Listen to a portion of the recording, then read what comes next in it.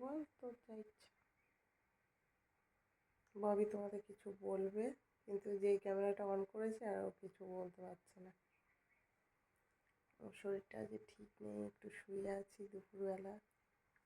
এই দেখো ঠোঁট ফুলে গেছে, ঠোঁটের মধ্যে গুড়ি গুড়ি মতো কি হয়েছে, তো তার জন্য ঠোঁটটা ফুলে উঠেছে। আর আমি কী করবো, এখন একটু বোরলিন দিয়েছি ভালো করে, ঠোঁটটা ফেটে ফেটে গেছে।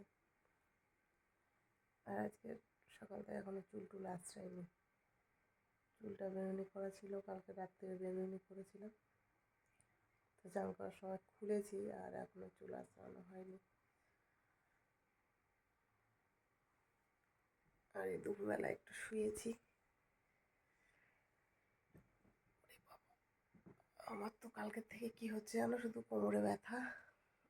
কোমরে ব্যথা হয়, তবে এত ব্যথা হয় না, কোমরে আর ঘাড়ে এত ব্যথা হচ্ছে কি বলবো।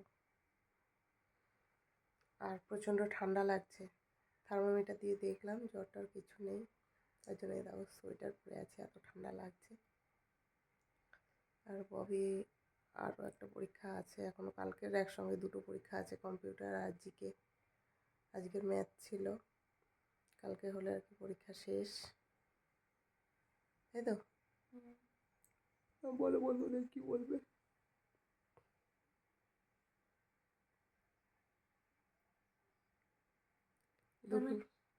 আমার যেদিনকে পরীক্ষা শেষ সেদিন তারপরের দিন আমার স্কুলের পিকনিক।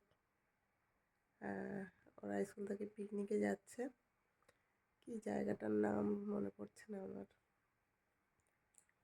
তো ববি প্রথমবার আর কি পিকনিকে যাবে একা একা, স্কুল থেকে নিয়ে যাচ্ছে ওদের বাসে করে, ওদের স্কুল বাসে করেই। আর ও তো স্কুল বাসে কোনো সময় ওঠেনি, কারণ ওকে আমি সকালে স্কুলে দিয়ে আসি আর কি অটো করে, আবার অটো করে নিয়ে আসি, কোনো কোনো দিন সাইকেলে করেও দিয়ে আসি।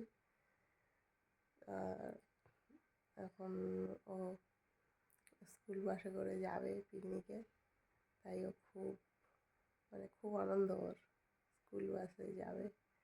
আর আমার ভয় লাগছে একলা একলা ওকে বাসে করে ছাড়বো, সেটার জন্য ওকে বলেছিলাম যে তুই যাস না পিকনিকে। আগের বছরও ওদের চিড়িয়াখানায় নিয়ে গেছিলো, তখন আমি যেতে দিইনি, আমি যে একা একা এত দূর যেতে দেবো না। তো এটা একটু কাছেই আছে, তার জন্য যেতে দিচ্ছি, তাও মানে মনের মধ্যে প্রচণ্ড ভয় লাগছে, বাচ্চা মানুষ একা একা যাবে। তো গল্প করবে ও, শনিবার দিন আছে ওর পিকনিক, তো ঘুরে এসে তারপর তোমাদের সাথে গল্প করবে। বলে দাও, গল্প করবে তো? ঠিক আছে, এখন রাখছি, কারণ ববিকে নিয়ে যাব, ওর নাচের ক্লাস আছে। আর দেখি যদি পারি তো নাচের ক্লাসে গিয়ে দেখাবো তোমাদের, ও কোথায় নাচের ক্লাসে আর কি যায় সেটা দেখাবো। টাটা।